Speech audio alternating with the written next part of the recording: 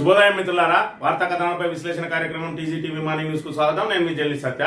ముందుగా రాష్ట్రంలో జరుగుతున్న రాజకీయ పరిణామాలను కనుక పరిశీలించినట్లయితే 17 నెలల కాలంలో తీవ్ర వ్యతిరేకతను ఎదుర్కొని పాలనా వైఫల్యంతో అసమర్థతతోటి పూర్తిగా చేతులెత్తేసిన రేవంత్ రెడ్డి ప్రభుత్వం ఇక్కడ తన వైఫల్యాలను కప్పిపుచ్చుకునేందుకు బీఆర్ఎస్ అగ్రనేతల మధ్య చిచ్చు పెట్టేందుకు ఏదైతే ప్రయత్నం జరుగుతా ఉన్నదో దానికి నిన్నటి రోజున హరీష్ రావు గారు చెక్ పెట్టిండ్రు. కేసీఆర్ శాసిస్తాడు, హరీష్ రావు పాటిస్తాడు. కేటీఆర్ గనక ఏదైతే పార్టీ పగ్గాలు అప్పజెప్పిన నేపథ్యంలో పూర్తిగా ఆయనకు సహకరిస్తా, ఆయన నాయకత్వంలో నేను పనిచేయడానికి సిద్ధంగా ఉన్నా అని చెప్పి కుండ బద్దలు కొట్టిండు. తాను పార్టీ మారబోతున్నట్టు ఏదైతే ఫేక్ ప్రచారాలు చేస్తా ఉన్నదో కాంగ్రెస్ సోషల్ మీడియా, దానికి అంతటి కూడా చెక్ పెట్టిండు. నేను గతంలో చెప్పినా, ఇప్పుడు చెప్తా ఉన్నా, పార్టీ లైన్ దాటను, కేసీఆర్ ను వదిలి వెళ్ళను, కేటీఆర్ తో కలిసి పనిచేయడానికి సిద్ధం, కేటీఆర్ కు నాయకత్వ పగ్గాలు అప్పచెప్తే నేను స్వాగతిస్తా, ఆయన నేతృత్వంలో ఆయన నాయకత్వంలో పనిచేస్తా అని చెప్పి మరోసారి కుండ బద్దలు కొట్టి కాంగ్రెస్ ఆశలపై నీళ్లు చల్లిండు. ఇప్పటికే కేటీఆర్ కు హరీష్ రావుకు, కేటీఆర్ కు కవితకు, హరీష్ రావుకు కవితకు మధ్య విభేదాలు ఉన్నాయని చెప్పి మరి ఇక్కడ ఫేక్ ప్రచారాలను సృష్టిస్తూ తమ ఏదైతే వైఫల్యాలను కప్పిపుచ్చుకునే ప్రయత్నం చేస్తా ఉన్నదో, ముందుగా మీరు ప్రజలకు ఇచ్చిన హామీలను మరి ఇక్కడ నెరవేర్చండి, ఏదైతే ఆ పక్క పార్టీల వల్ల వేలు పెట్టే ప్రయత్నాలు మానుకోండి అన్నట్టుగా నిన్న చెంపపెట్టుగా మారింది. హరీష్ రావు నిన్న పెట్టిన ఏదైతే బహిరంగంగా చేసిన వ్యాఖ్యలు ఏవైతే ఉన్నాయో మరి ఇక్కడ మీడియా మిత్రుల ద్వారా యావత్ సమాజానికి తెలియజేసిండు. తమ మధ్య ఎలాంటి విభేదాలు లేవు అని చెప్పి ఖచ్చితంగా మరి ఇక్కడ ప్రజల కోసం, తెలంగాణ ప్రజల కోసం అందరం కలిసికట్టుగా పనిచేస్తాం, ఇక్కడ మాకు ఆధిపత్య పోరు అనేది అసలే లేదు అని చెప్పి తన విశ్వసనీయతను మరొకసారి చాటి చెప్పుకున్నాడు హరీష్ రావు.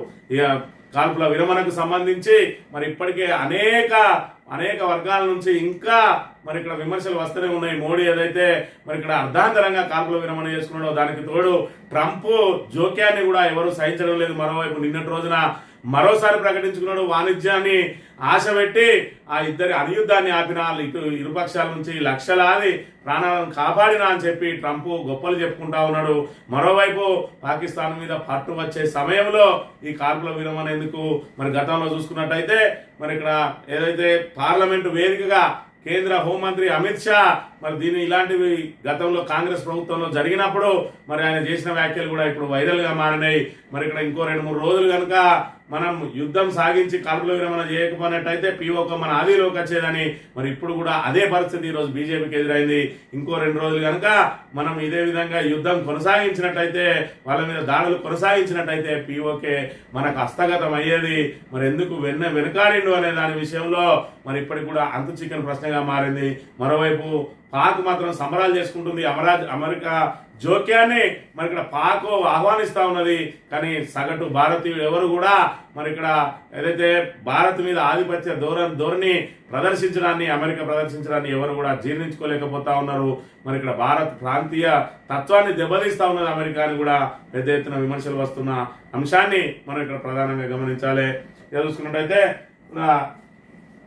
తెలంగాణలో పుష్కరాలు ప్రారంభం కాబోతా ఉన్నాయి. మన పుష్కరాలకు సంబంధించి చూసుకున్నట్టయితే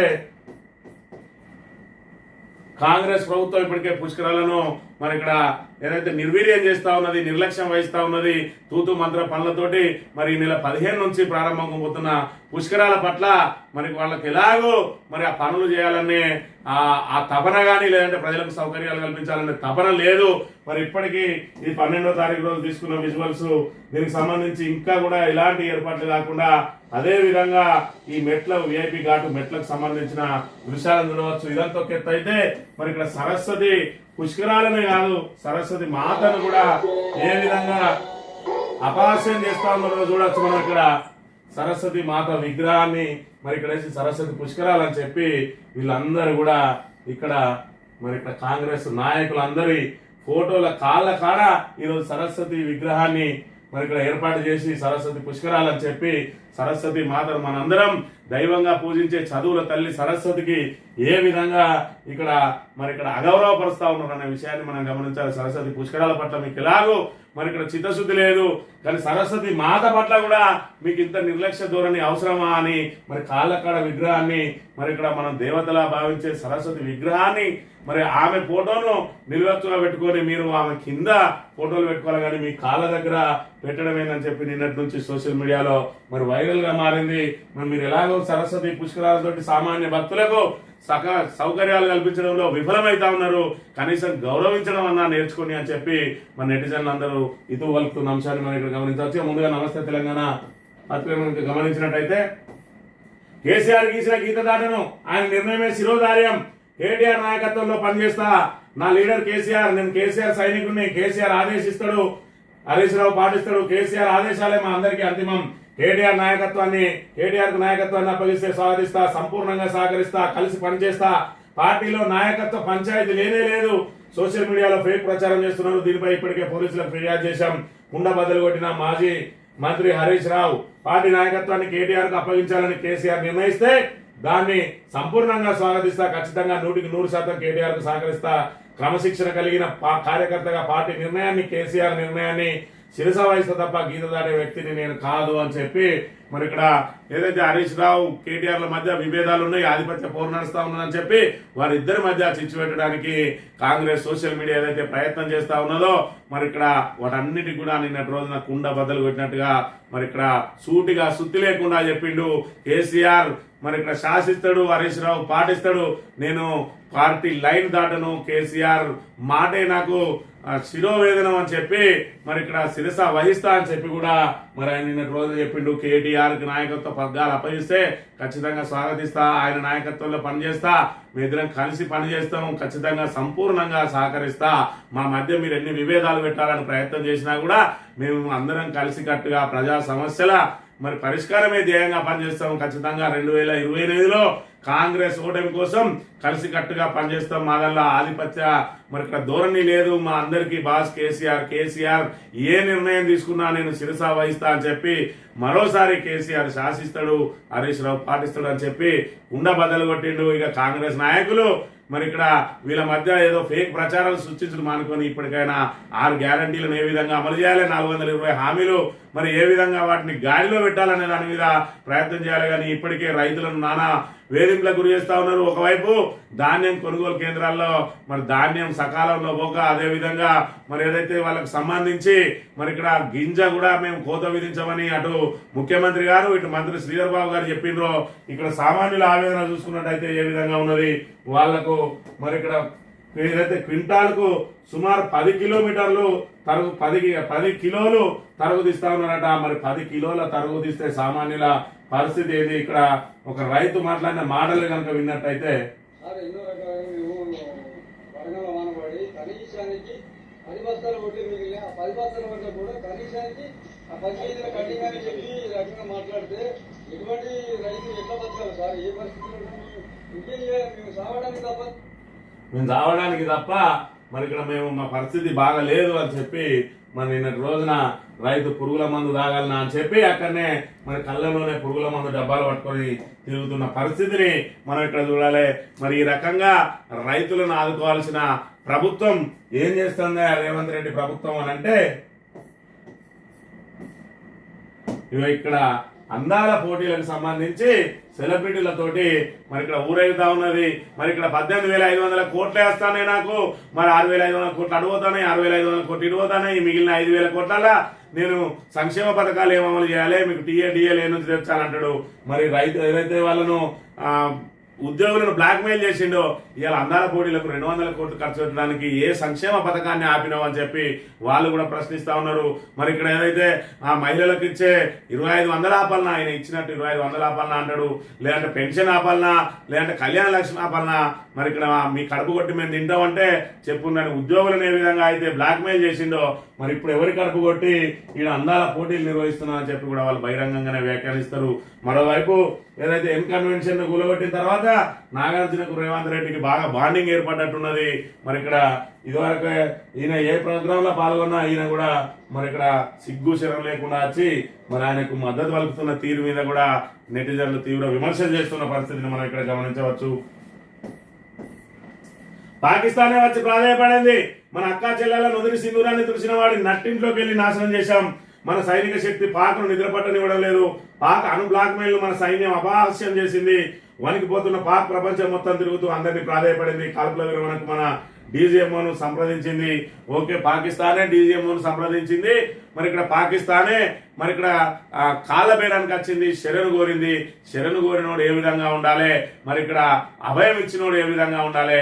ఇలా శరణు కోరినోడేమో మరి బాధ్యత గల్లెగరేసుకొని తిరిగి మనం భారత్ మీద విజయం సాధించినామని అంటే, మరి ఇక్కడ ఏదైతే మనం ఆయనకు అభయం ఇచ్చినామో, మరి ఇప్పుడు మేము ఏం చేయపో అని చెప్పి మాట ఇచ్చినామో మనమేమో తడబడుతూ తిరగాల్సి వచ్చింది. అసలు ఎందుకు కాల్పుల విరమణ చేసినామో మరి ఇక్కడ ప్రజలకు దాన్ని వివరించలేకపోని దుస్థితి ఉన్నది. అమెరికా అగ్రరాజ్యానికి ఎందుకు తలొగ్గినామనే దానికి మరి ఇక్కడ మన దగ్గర సరైన సమాధానం లేదు. ఒకవైపు వాళ్ళు కాళ్ళ బేరానికి వచ్చిందంటే మరి ఇక్కడ చూసుకుంటే పాక్ ఉప ప్రధాని నిన్నటి రోజున ఏం మాట్లాడుతున్నారంటే, నీళ్ళాపితే విరమణకు చెల్లు, సింధు జలాలను నిలిపివేయడం పాకును రెచ్చగొట్టడమే. ఈ నిర్ణయాన్ని వెనక్కి తీసుకోకుంటే కాల్పుల విరమణ నిర్ణయం వీగిపోతుంది. సింధు జలాల వివాదాన్ని పరిష్కరించకుంటే పరిస్థితి యుద్ధ చర్యకు దారి తీయవచ్చు.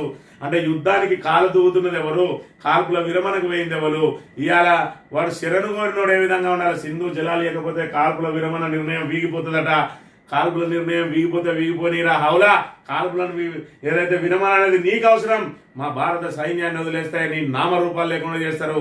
నీ అనుభవం కూడా నీదన్ననే వేలే అవకాశం ఉంటుంది అనేది గుర్తుపెట్టుకో. ఇవాళ మరి ఇక్కడ గల్లెగరేసుకొని తిరుగుతూ మరి ఇక్కడ ఏదైతే మరి దొంగలే ఇక్కడ దొంగ అని అరుస్తున్నట్టు వాళ్ళే మన మీద ఆధిపత్యం చెలాయిస్తా ఉంటే మరి ఇక్కడ చూస్తూ ఊరుకోవడానికే మనం కాల్పుల విరమణ చేసినామా. శరణు వచ్చినోడు ఏ విధంగా ఉండాలి, వాని ప్రాధేయపడే విధానం ఏ విధంగా ఉండాలి, వాడు మన మీద ఎందుకు ఇంకా కూడా మన మీద గర్జిస్తా ఉన్నాడు అనే విషయాన్ని మనం గమనించాలి. కాల్పుల విరమణ పాటించిన తర్వాత పాకిస్తాన్ మనకు అనుయాయిగా ఉండాలి, లేకపోతే అణిగిమణిగి ఉండాలి. కానీ మరి అక్కడ పాకిస్తాన్ ప్రధాని భారత్ తల వంచిందంటాడు, కాల్పుల విరమణకు అంగీకరించింది, భారత్ను తిప్పికొట్టినాం అని చెప్పి వాని వైఫల్యాలను కూడా మరి ఇక్కడ విజయాలుగా ఘనంగా చెప్పుకుంటా ఉంటే మన విజయాలను కూడా మనకు ఈ కాల్పుల విరమణతోటి వైఫల్యాలుగా కనబడతా ఉన్నాయి. సైన్యం ప్రాణాల కొట్టి ఏ విధంగా మరి ఇక్కడ వాళ్ళ పాకిస్తాన్ పీచమనిసింది, మరి వాళ్ళ సైనికుల కాళ్లకు కళ్ళెం ఎందుకు వేసిండ్రు అనేది ఇప్పటికీ అంతు చిక్కడం లేదు. పాకిస్తాన్ ఈ రకంగా బహిరంగ ప్రకటనలు చేస్తూ ఉంటే భారతీయుల రక్తం మరి ఇక్కడ సలసల మరుగుతా ఉన్నది. మరి ఇంకా కూడా వాళ్ళకు బుద్ధి రాలేదు, వాళ్ళకు మరి మనం పట్ల భయము భక్తులు కూడా లేవనే విషయాన్ని మనం ఇక్కడ ప్రధానంగా గమనించాలి. ఇక ఉద్యోగుల కోసం సమరం, తెలంగాణ ఉద్యోగుల సమన్వయ కమిటీ ఆవిర్భావం, ఉద్యోగ ఉపాధ్యాయ కార్మికులతో సరికొత్తగా ఏర్పాటు. ఉద్యోగులను విస్మరిస్తే ఉద్యమం తప్పదు. శ్రీనివాస్ గౌడ్ ఉద్యోగుల ఆత్మగౌరవాన్ని దెబ్బతీసిన సీఎం దేవిశ్రీ ప్రసాద్. ఏ పథకాలను రద్దు చేసి అందాల పోటీలు మూసి ప్రక్షాళన 4th సిటీ కోసం ఖర్చు పెడుతున్నారో చెప్పాలంటున్న స్వామి గౌడ్. ఉద్యోగులతో చర్చించి సమస్యలు పరిష్కరించాలి. విఠల్ ఉద్యోగులను కాదంటే సమరమే పాతూరి సుధాకర్ రెడ్డి అని చెప్పి మరి ఉద్యోగులకు సంబంధించి నేను ఒక్క పైసా కూడా ఇయ్యలేను, మరి ఇక్కడ మీకు జీతభత్యాలు ఇస్తా ఉన్నది ప్రజలు, మీకు దీపైన తర్వాత పెన్షన్ కూడా ఇస్తారు, వాళ్ళ పొట్టగొట్టాలని చూస్తాను అని చెప్పి ఉద్యోగులను ఏదైతే బ్లాక్ మెయిల్ చేయడానికి ప్రయత్నం చేసిండో మరి 4th సిటీకి తెచ్చే పైసలు ఏ పథకాలు ఆపుతానో, మరి అదేవిధంగా అందాల పోటీలు నిర్వహిస్తానో ఏ పథకాలు ఆపుతానో అని చెప్పి కూడా ఉద్యోగ సంఘాల నాయకులు అందరూ కూడా డిమాండ్ చేస్తా ఉన్నారు. దీనికోసం మరి ఇక్కడ తెలంగాణ ఉద్యోగుల సమన్వయ కమిటీని ఏర్పాటు చేసిందట. ఖచ్చితంగా ఉద్యోగులందరూ ఏకమై మరి దీని ద్వారానే మరి ప్రభుత్వం మెడలు వంచడానికి ప్రయత్నం చేయబోతున్న పరిస్థితిని మనం ఇక్కడ చూడవచ్చు. ఇక వ్యూహాత్మక వైఫల్యం, కాల్పుల విరమణతో మసకబడుతున్న మోడీ విశ్వసనీయత, భారత ప్రాంతీయ ఆధిపత్యాన్ని దెబ్బకొట్టిన అమెరికా జోక్యం, క్రమంగా అగ్రరాజ్యం విధేయ దేశంగా భారత్ మారుతున్న global political economist columnist Bhim బుర్టెల్ విశ్లేషణ అట. భీమ్ బుర్టెల్ అని నేపాల్కు సంబంధించిన వ్యక్తి ఇవాళ మనకు శుద్ధులు చెప్పే అంత మనకి ఇక్కడ మన పరిస్థితి దిగజారిపోయింది. మరి ఎందుకు కాల్పుల విరమణ అయినా పాకిస్తాన్ అదేవిధంగా భారత్ ఇద్దరు ద్వైపాక్షిక చర్చల ద్వారా చేసుకోవాల్సింది, అమెరికా జోక్యం ద్వారా ఎందుకు కాల్పుల విరమణ చేయాల్సి వచ్చింది. మరొకవైపు పాకిస్తాన్ మీద మనం పట్టు సాధించే వేళ ఎందుకు పక్కకు తప్పుకున్నాం. ఇవాళ పాకిస్తాన్ ఇంకా యుద్ధం అని ఉగిలిరుతా ఉన్నది. ఒకవైపు యుద్ధానికి వెళ్తే కాళ్ళబేరానికి వస్తున్నది, ఆపేస్తే మళ్ళీ యుద్ధానికి సిద్ధం అని చెప్పి మరి ఇక్కడ మేకపోతు గాంభీర్యం ప్రదర్శిస్తా ఉన్నది.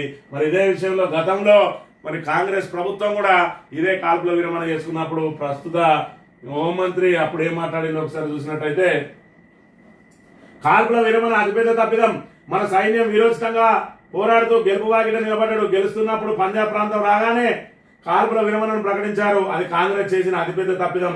దాని ఫలితంగా పాక్ ఆక్రమిత కశ్మీర్ ఏర్పడింది. నాడు ఆ కాల్పుల విరమణను 3 రోజులు ఆలస్యంగా ప్రకటించి ఉంటే పీఓకే ఇప్పుడు భారత్ లో అంతర్భాగంగా ఉండేది. పూర్తి కశ్మీర్ ను గెలుచుకోకుండానే నాడు సీజ్ ఫైర్ ప్రకటించారని చెప్పి 2023లో కశ్మీర్ సవరణ బిల్లుపై లోక్సభలో జరిగిన చర్చ సందర్భంగా మరి ఇక్కడ హోంమంత్రి అమిత్ షా మాట్లాడినట.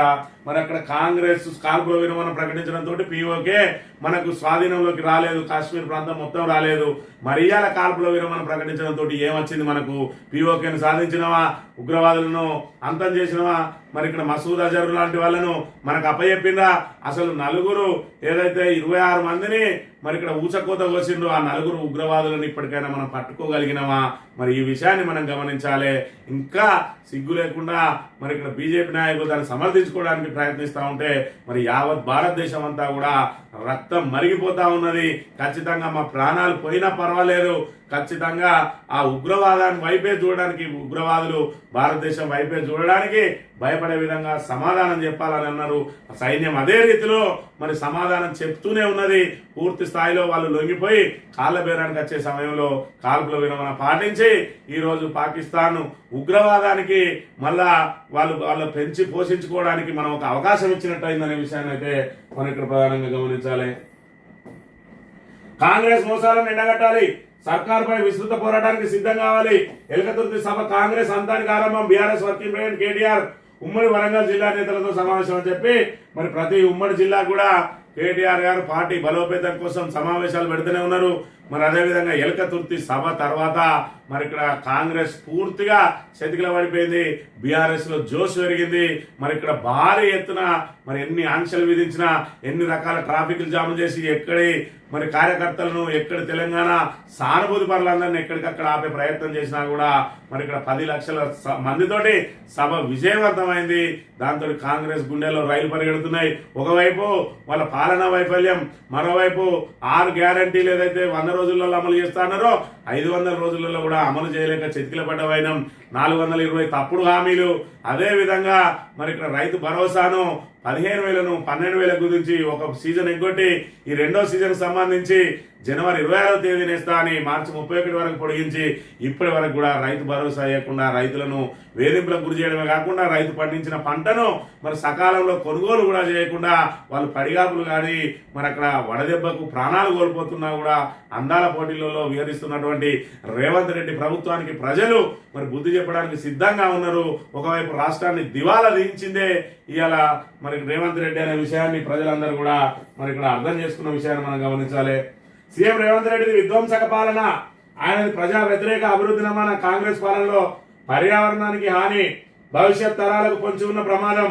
ఇదే కొనసాగితే మరో ప్రజా ఉద్యమం తప్పదు, ప్రజలు మరో ప్రత్యామ్నాయానికి తెరతీస్తారు. రౌండ్ టేబుల్ భేటీలో ప్రొఫెసర్ అరగోపాల్ ప్రజా వ్యతిరేకత మూడగట్టుకున్న సీఎం అంటున్న భక్తులని మేధావులు ఒక్కరొక్కరిగా ఇక మరి ఎంత లాభం లేదు. ఇక మరి ఇక్కడ రేవంత్ రెడ్డి మనం ఎంత సమర్థించినా కూడా ఆయన అసమర్థతతోటి మరి ఇక్కడ మనమే మన ఏదైతే మన వాల్యూ కోల్పోయే అవకాశం ఉన్నది, కానీ రేవంత్ రెడ్డి మారే అవకాశం లేదు. మరి ఆయనకు పరిపాలనకు సంబంధించిన ఏదైతే ఆయనకు దాని మెలకువలు తెలియదు, ఆదాయం ఏ విధంగా పెంచుకోవాలో తెలియదు, ఆదాయాన్ని వ్యయాన్ని మరి ఏ విధంగా చేయాలి, అభివృద్ధిని సంక్షేమ కార్యక్రమాలను ఏ విధంగా నడిపించాలనే విషయంలో చెతికిల పడ్డది రేవంత్ రెడ్డి ప్రభుత్వం. మంత్రులందరూ కూడా ఎవరికి అందిన కాడికి దండుకోవడానికే ప్రయత్నం చేస్తా ఉన్నారు, కానీ ప్రభుత్వాన్ని గాడిలో పెట్టడానికి ఏ మంత్రి కూడా ప్రయత్నం చేయట్లేదు. ఒకవైపు పోలీసు వాహనాలకు డీజిల్ లేదు అని అంటే మంత్రులు అయితే షేర్ ఆటోలో తిరిగినట్టు హెలికాప్టర్లలో హెలికాప్టర్లు తిరుగుతూనే ఖర్చు తక్కువట. మరి ప్రతి పోలీస్ స్టేషన్కి ఒక హెలికాప్టర్ ఇస్తే మరి పోలీసులందరూ కూడా సపరేట్ హెలికాప్టర్లలోనే తిరుగుతారు కదా. మరి ఇక్కడ పోలీసు వాహనాలకు కనీసం డీజిల్ కి పైసలు ఉన్నాయి, కానీ హెలికాప్టర్లలో కోట్లాది రూపాయలు ఖర్చు చేయడానికి వాళ్ళకు ఉంటాయి. అందాల పోటీలు పెట్టడానికి డబ్బులు ఉంటాయి, రైతులకు రైతు భరోసా చేయడానికి డబ్బులు ఉన్నాయి, రైతులు ధాన్యం కొనుగోలు చేయాల్సిన బాధ్యత ఉన్నది, దాని మీద రివ్యూ ఉన్నది. అందాల పోటీల మీద మాత్రం రోజుకో రివ్యూ ఉంటది. వాళ్ళకు సంబంధించి సకల సౌకర్యాలు కల్పిస్తారు.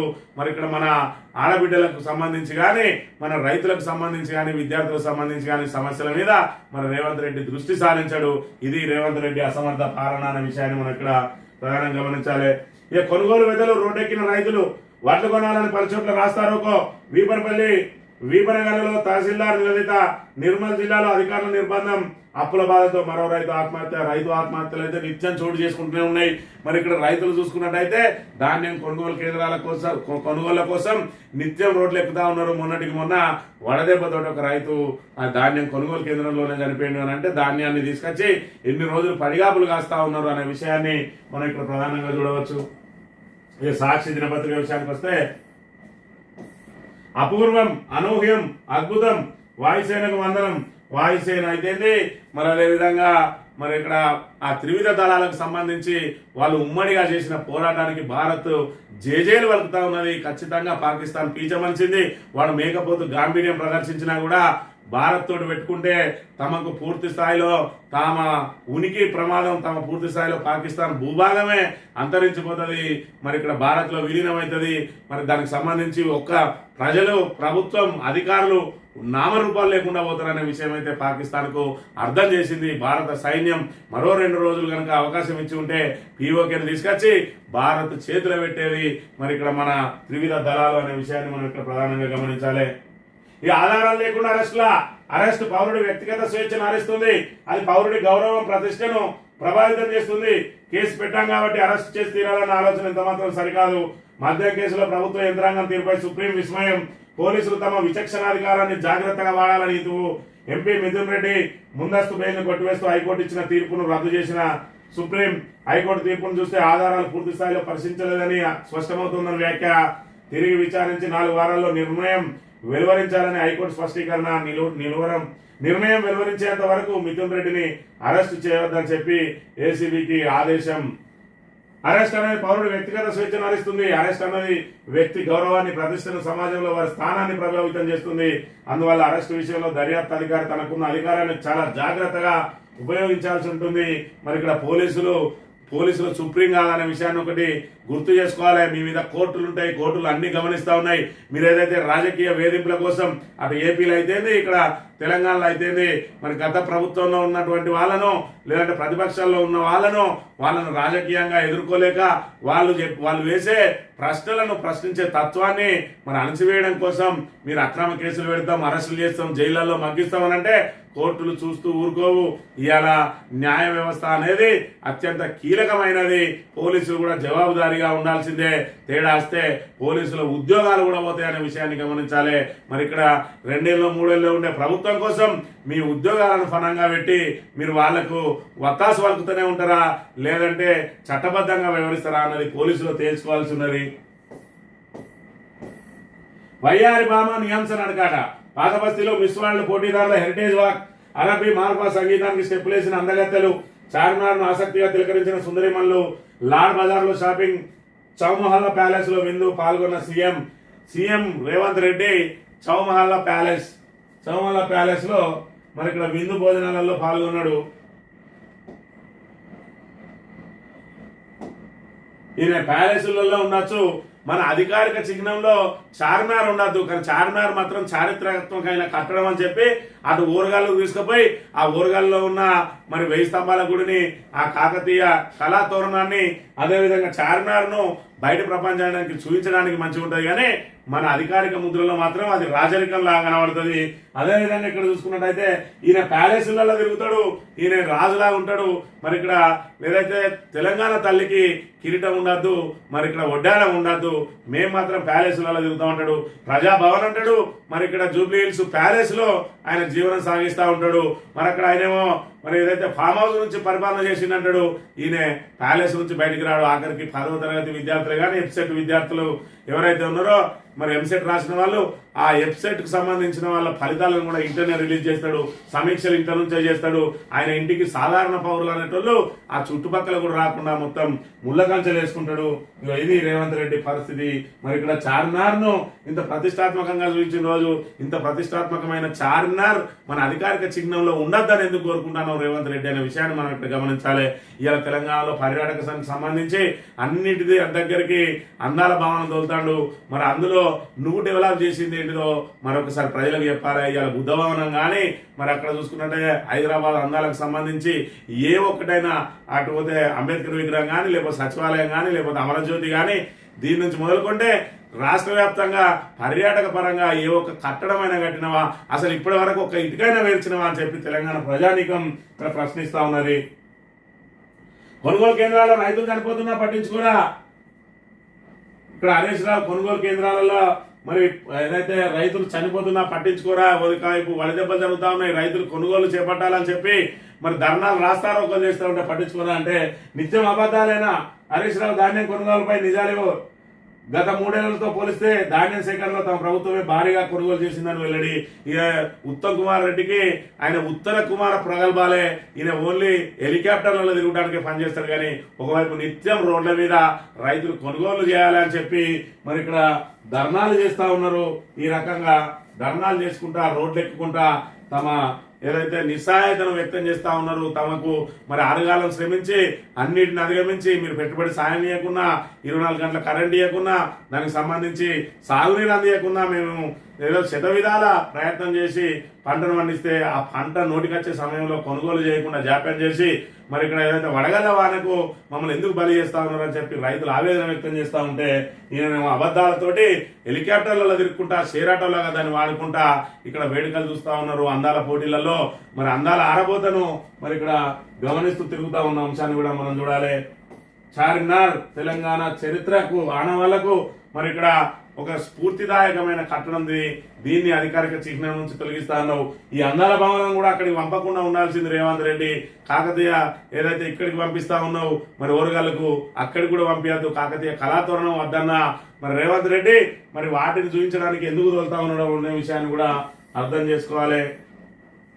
ఈ నాగార్జున రేవంత్ రెడ్డి ఇద్దరు మిత్రులు అయిపోయినారు.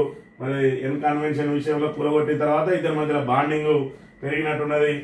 ఈ ఆర్థిక శాఖ పూర్తి బాధ్యతలు సందీప్ కుమార్ సుల్తానియాకు సంబంధించి మరి ఆర్థిక శాఖకు సంబంధించి రామకృష్ణరావు సిఎస్ గా మరి ఇక్కడ పదోన్నతి పొందడంతో మరి ఇక్కడ సందీప్ కుమార్ సుల్తానియాకు ఆర్థిక శాఖ కార్యదర్శిగా బాధ్యతలు అప్పగించిన అంశాన్ని మనం ఇక్కడ చూడాలి. భారత్ మాతాకి జై. శత్రువుల వెన్నులో వణుకు పుట్టించింది మరి ఇక్కడ ఆపరేషన్ సింధూర్. 100% ఆపరేషన్ సింధూర్ శత్రువుల గుండెల్లో రైలు పరిగెత్తించింది. కానీ ఆ రైళ్లు పరిగెత్తిన వాడు మరి ఇవాళ మేకపోతు గాంభీర్యం ప్రదర్శిస్తా ఉన్నాడు. విజయం సాధించిన వాడేమో తడబడతా ఉన్నాడు అనే అంశాన్ని అయితే మనం ఇప్పుడు గమనించాలి.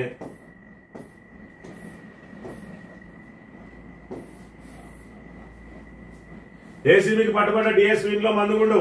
21 లైవ్ రౌండ్లు, 69 ఖాళీ కార్ట్రిడ్జీలు. ఆయుధాల చట్టం కింద కేసు నమోదు చేసిన పోలీసులు కూడా ఏ రకమైన అక్రమాలు చేస్తాయనేది వాళ్ళ మీద దాడులు జరిగినప్పుడు, వాళ్ళ ఇళ్లలో సోదాలు జరిగినప్పుడు బయటపడుతున్న అంశాన్ని మనం ఇక్కడ చూడాలి. లంచంతో మరి ఇక్కడ డిఎస్పీ సిఐ ఇద్దరు కూడా ఏసీబీకి పట్టుబడ్డారు. పట్టుబడ్డ తర్వాత వాళ్ళ ఇంట్లో మరి ఇక్కడ తనిఖీలు చేస్తే, ఇంకా డాక్యుమెంట్ల కోసం తనిఖీలు చేస్తే బుల్లెట్లు వెళ్ళినాయట. అవి కూడా ఏదైతే మరి గవర్నమెంట్ కు సంబంధం లేని ప్రైవేట్ కార్యకలాపాలు ఏ విధంగా సాగిస్తారో అనే విషయాన్ని కూడా మనం ఇక్కడ గమనించాలి. మృతదేహాలు కొంటాం. ప్రైవేట్ వైద్య కళాశాలల్లో అనాటమీ శవాల కొరత. ఒక్కో మృతదేహానికి లక్షించేందుకు కాలేజీలు సిద్ధం. నిరుపేద కుటుంబాలే టార్గెట్. దళార్ల ద్వారా దందా. కర్ణాటక, మహారాష్ట్ర సరిహద్దు ప్రాంతాల నుంచి కొనుగోలు. మరి ఖచ్చితంగా భారత వైద్య విద్యార్థులకు మరి ఇక్కడ నైపుణ్యం రావాలి, దాని మీద పూర్తి అవగాహన రావాలంటే ప్రతి మెడికల్ కాలేజీకి మరి ఇక్కడ ఏదైతే మృతదేహాలు అవసరం ఉంటాయి. మరి ఒక్కొక్క క్లాస్ కు మరి ఏదైతే 2-3 డివిజన్లు చేస్తారు, అంటే వాళ్ళ అనాటమీ క్లాస్ ఫస్ట్ ఇయర్ ఏదైతే జరుగుతుందో ఖచ్చితంగా ఒక్కో కాలేజీకి కనీసం 3 నుంచి 6 మృతదేహాలు అవసరం పడతాయి.